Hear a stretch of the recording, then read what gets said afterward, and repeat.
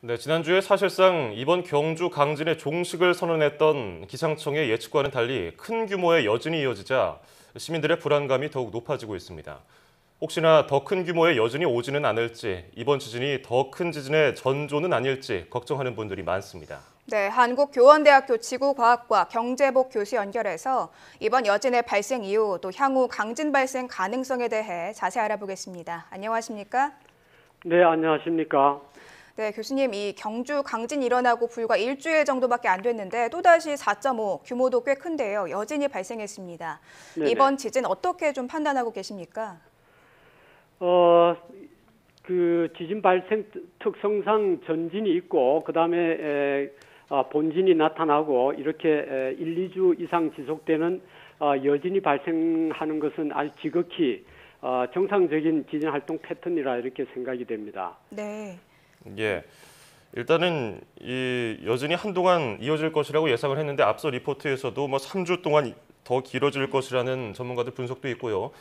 원래 한 이 정도의 여진, 일각에서는 이게 아예 그 지난주의 강진과는 별도의 다른 전진이 아니냐 이런 얘기도 있던데 이게 정상적인 겁니까?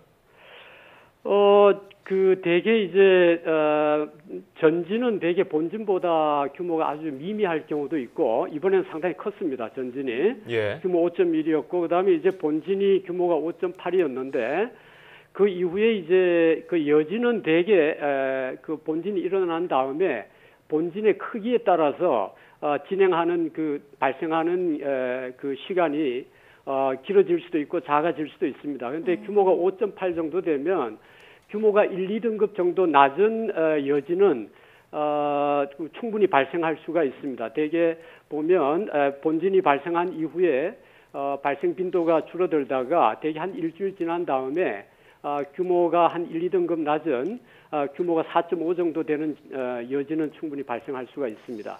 그러나 이제 앞으로는 아마 시간이 지나면서 한 2, 3일 지난 다음부터는 그 발생 빈도나 규모는 아마 작아질 것이라 이렇게 생각이 됩니다. 네, 앞으로는 여진이 발생한다고 해도 그 규모가 크지 않을 것이다 이렇게 전망을 해주셨는데 그렇다면 이번에 그러니까 어제 발생한 그 정도 규모는 아니지만 좀 더 작은 규모의 여진은 앞으로도 좀 발생할 가능성이 높다고 보는 게 맞겠군요. 네네네.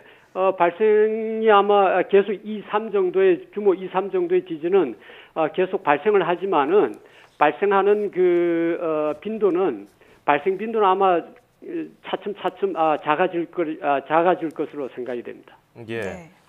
어제 저녁에 4.5의 여진이 발생하기 전에도 어제 새벽까지도 계속해서 여진이 있었고 오늘 오전에도 경주 남부에서 2.4의 여진이 있었거든요. 이 여진 양상으로 볼 때 좀 이르긴 합니다만은 소강 상태에 접어들었다고 판단할 수는 있을까요? 소강 상태는 아니고요. 차츰 이제 계속해서 아마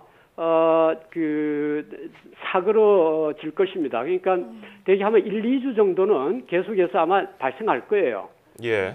그러니까 아마 그 경주 시민, 부산 시민들께서도 한 1, 2주 정도는 좀 주의를 요하지만은 현재와 같이 4.5 정도 크기의 지진은 발생할 가능성은 좀 적으니까 아마 4.5 아무리 좀 커도 4.5보다는 아마 작지 않나 이렇게 생각이 됩니다. 예. 네. 교수님 말씀 듣고 보니까 조금 걱정스러운 마음이 누그러지는 것 같긴 한데요. 그렇다면 이번 지진의 양상을 한번 보시면 특이한 점이라든가 우리가 좀 더 주의해서 지켜봐야 할 특이점 등이 있을까요? 그 특이한 점이라는 것은 특이한 점으로 볼 수 있는 것은 그동안에 이제 그 양산단층대가 우리 한 170km 정도 길이가 되는데 이 양산단층대가 우리나라에서 굉장히 매우 큰 이 단층대인데 이 단층대를 따라서 그동안에 20세기, 21세기 들어와서 지진 활동이 별로 없었어요. 그러다가 지금 이제 그 지진 활동이 활발해졌거든요. 그래서 이 부분이 상당히 좀 우려스러운 점은 있습니다. 이 양산단층대를 따라서 우리가 지질학적으로 조사를 해보면 역사 시대 이전에 좀 오래된 그 시기에 지진 활동이 있었다는 흔적은 여러 군데서 우리가 찾아볼 수가 있습니다. 지질학적으로. 그런데 그동안에 이제 우리가 관측 이래로는 지진 활동이 굉장히 이 양산 단층대를 따라서 별로 없었는데 이번에 중규모 지진이 발생함으로써 이 양산 단층대가 그 다시 활동하는 것이 아니겠는가 하는 그런 어떤 점들이 아마 좀 우리가 특이한 점이라 이렇게 볼 수가 있습니다. 예.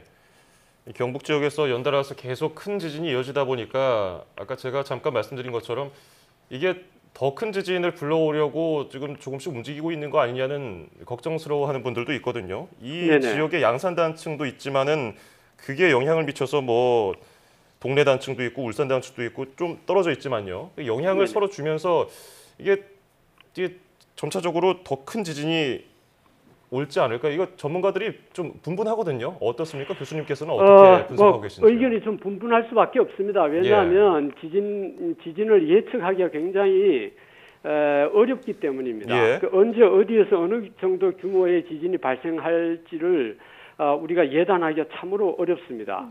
그래서 이번에 이제 그 양산 단층대 규모 5.8 정도의 이렇게 지진이 일어났는데 아마 이 지진은 아마 좀 잦아들 것이라고 생각은 되는데 네. 이제 앞으로 이제 어떻게 이제 전개되겠느냐 이것이 이제 문제가 될 텐데요. 사실상 그 좀 예측하기는 참 어렵기는 하지만은 그 어떤 지역의 그 단층대에서 지진이 이렇게 발생하고 그 여파로 거기에서 전달되는 응력이 다른 어떤 그 인접 단층에 영향을 줘서 연쇄적으로 지진이 발생하는 경우도 없지 않아 있습니다. 우리가 외국의 사례를 보면 네. 예를 들면 이제 일본 같은 경우에 1925년에 규모 6.8의 지진이 그 기타다지마 지진이 발생했는데 한 2년 후에 기타 탕고 지진이 규모 7.3의 지진이 발생을 하기도 했고 또 1943년에도 3월에 발생하고 또 9월에 또 발생하기도 했습니다. 이 도토리 지진인데 따라서 현재 이제 이번에 발생한 규모 5.8의 지진이 다른 어떤 단층대 인접 단층대에 한 2, 3년 내에 그 정도 규모의 지진이나 좀 더 큰 규모의 지진을 그 연쇄적으로 발생시킬 가능성을 전혀 배제할 수는 없습니다. 네. 예. 앞서 교수님께서 말씀해 주신 것처럼 이 지진이라는 게 정말 예측하기 어려운 자연재해다 보니까 이 지진이 발생하기 쉬운 활성 단층 우리가 좀 미리 파악해야 한다 이런 목소리도 많이 나오고 있거든요. 네네. 네, 그렇다면 현재 국내에서 이 활성 단층 얼마나 파악이 됐습니까? 현재 저희가 이제 조사를 한 바에 의하면 이제 양산 단층이 이제 활성 단층이고 그다음에 이제 울산에서 경주에 이르는 이제 울산 단층대라고 있습니다. 예. 이 단층대도 상당히 이제 그 지진 활동이 과거에 또 활발했고 또 과거에 지질학적인 조사를 해보면 지진이 발생했던 흔적들이 여러 군데에서 나타나고 있습니다. 그래서 현재로서는 양산 단층대와 울산 단층대가 가장 염려되는 또 우리가 주의해야 할 그러한 어떤 활성 단층이 아닌가 이렇게 생각이 됩니다. 예.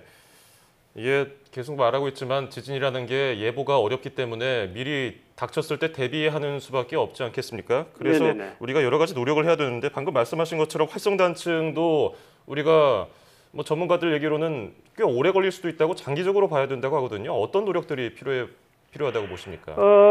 지금 이제 이 활성 단층 이제 뭐 외국의 앞에 뭐 방송에도 나왔습니다만은 외국의 경우 활성 단층 이제 지도가 만들어져서 활성 단층을 피해서 혹은 활성 단층을 고려해서 많은 이제 구조물이나 건물들을 이제 건설할 때 이제 고려가 되는데 우리나라의 경우에는 이제 활성 단층 조사가